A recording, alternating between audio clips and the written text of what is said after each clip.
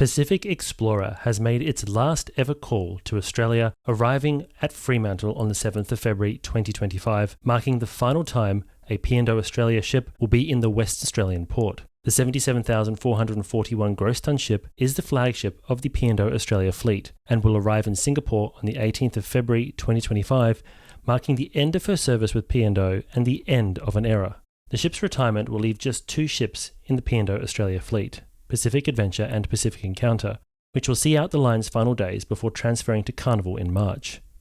I'm maritime history author and lecturer Chris Frame, and thanks for joining me. Pacific Explorer has been a special ship in the P&O Australia fleet. Built in 1997 as the Dawn Princess, Pacific Explorer sailed with Princess Cruises for 20 years, before transferring to P&O in 2017. She triumphantly entered the fleet as the line's flagship, a status she has maintained ever since, making her the final P&O Australia flagship that will ever set sail. In 2020, the British flagship was dramatically evicted from Australia when the borders were closed to foreign-flagged cruise ships and passenger vessels due to the COVID-19 pandemic. But the ship was also the first back in service, making the first cruise arrival post-pandemic in 2022. I was lucky enough to be on board the ship's reactivation cruise, which set sail just before the first passenger voyage. To say that it was an emotional experience is an understatement. The ship sailed under the Sydney Harbour Bridge, whistles blasting,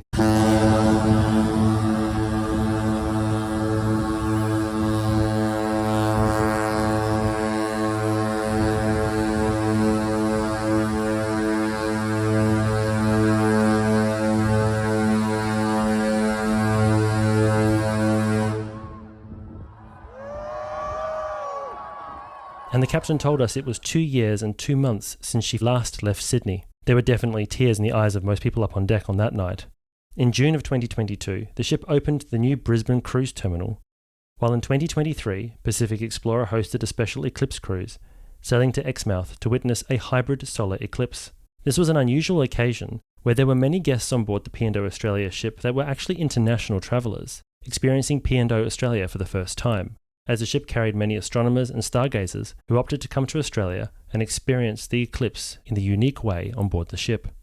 Her departure from Fremantle marks the end of a 153-year tradition of P&O ships regularly calling at Western Australian ports, which dates back to the early days of steamship services that P&O successfully established, linking Europe and Australia. The first P&O ship to arrive in Australia on a line voyage was the Chusan.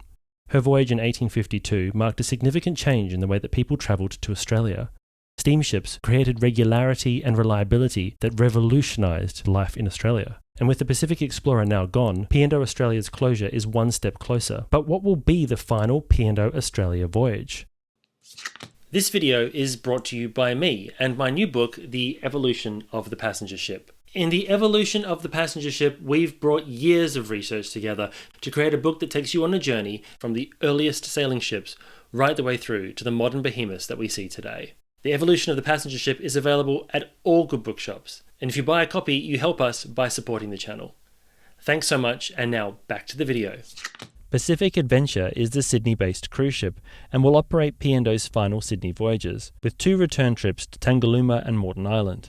These 4-night cruises will sail from the 6th to the 10th of March and the 10th to the 14th of March as Sydney return voyages. The penultimate P&O Sydney departure on 10th of March will be the final Circular Quay P&O departure, which is a hugely significant moment given that P&O ships have sailed to piers of Circular Quay since the golden age of steamship services to Australia. Pacific Adventure's final arrival will berth at White Bay, making 14th of March the final P&O Harbour Bridge arrival, while the same day will see P&O Cruises Australia depart from Sydney for the last time as the ship sails out of the harbour for refit. The final P&O Australia passenger voyage falls on the Brisbane-based Pacific Encounter. Brisbane was the first port of call when Strathaired inaugurated P&O Cruises out of Australia in 1932. On that voyage, the ship sailed from Sydney to Brisbane and then on to the Pacific Islands. Pacific Encounter will undertake a week-long Pacific Island cruise departing on the 8th of March. This will see the ship return to Brisbane for 15 March, one day after Pacific Adventure leaves Sydney. As such, the final ever P&O Cruises Australia passengers will depart Pacific Encounter on 15 March. That same day, the ship will leave Brisbane for refit, marking the last ever P&O departure, the final Brisbane departure, and an end of P&O Cruises in Australia. Pacific Adventure and Pacific Encounter will return to Australian service as Carnival Adventure and Carnival Encounter, just a few weeks after the closure of P&O, so you can still cruise on those two great ships. And P&O Cruises will still exist, as Carnival Corporation owns P&O Cruises UK. One of those ships is the Arcadia, which will be visiting Australia on her world cruise in March 2025. So as P&O Cruises Australia closes down, we will see a UK-based P&O branded ship make a rare but welcome visit to Australian ports as part of her annual circumnavigation. So in a nutshell, you can still cruise with P&O, just not regularly out of Australia. You'll have to go to the UK to do it, or pick up a segment on a world cruise voyage. So what do you think of the closure of P&O Cruises Australia? Let me know in the comments below.